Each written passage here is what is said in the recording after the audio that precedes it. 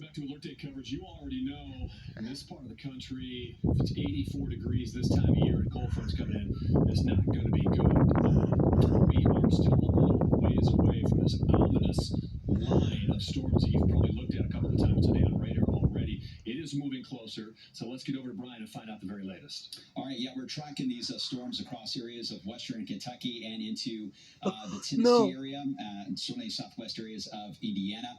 Let me just take you right into a fuller view of that, and then we'll get into the specifics on where we're tracking some of these stronger storms that are coming into the area. First, let me back the radar up and go to really one of the storms we've got just northwest here of Louisville. This cluster of storms moving through across Salem all the way into areas, say, Jefferson County, Indiana.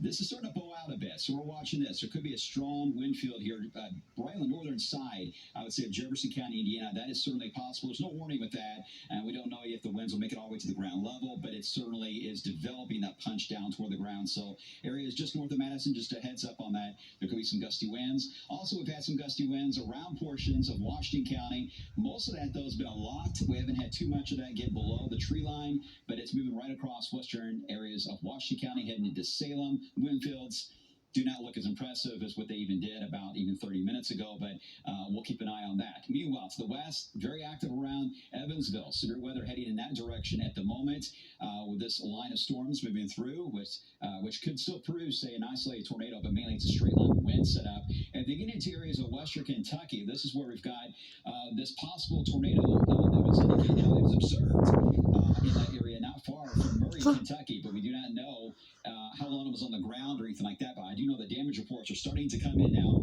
around Callaway County, about very close to the Murray State area to about LBL, between the lakes. That's where we're seeing that possible surge and not only strong wind, but possibly a brief tornado that could develop in that line. If that holds together, that would then move toward Hopkinsville and maybe just south of Bowling Green. But again, usually in this setup, tornadoes don't last very long. They can develop, fall apart, and redevelop again. Straight line wind is going to be our biggest concern as these approach from the west ahead of the cold front. Now, there are some cells trying to pop into Crawford County, all the way down into Breckenridge. We'll watch these. So far, they're struggling to gain some height, but there is a chance these could try to gain a little more intensity as they get a little closer to the Louisville area, because it is quite warm outside. Here's Futurecast showing this between now and about 5:30. This line, and you can already see it was moving across Indiana first. So Indiana will get mostly severe threat over the next 1 to 2 hours.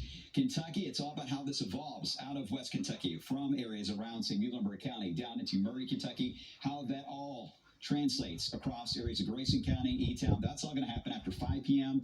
through about 6, eventually 7 to 8 p.m. It'll be south and east of the parkway. So this is the fast events coming our way in the next 2 to 3 hours are the crucial portion of this forecast when it comes to damaging weather. Then we get into the rain itself that's going to linger behind the front, not only tonight, but even during the day tomorrow.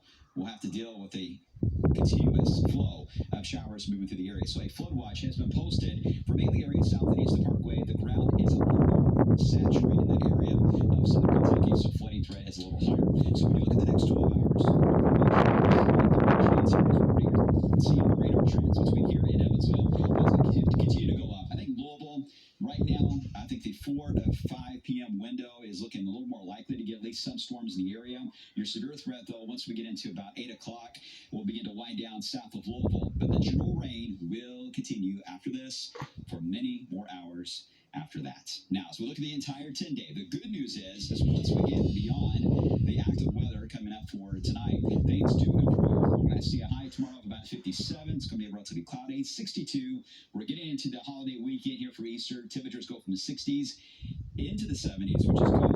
And then even next week, there is a small system in the area that could give us a few showers, but I do not see any severe weather showing up, not even thunderstorms in the extended, and its temperatures could actually get even warmer than what we've had currently today at 84 degrees. We could get back in the mid to upper 80s as we get into next week. Stay with us on this. I'm watching the wind reports, just not getting a wind report now that's getting close to about 65 to 70 miles per hour in Evansville. So that's a nasty line of storms. We'll be watching it. More on that coming up as Wave 3 o'clock continues.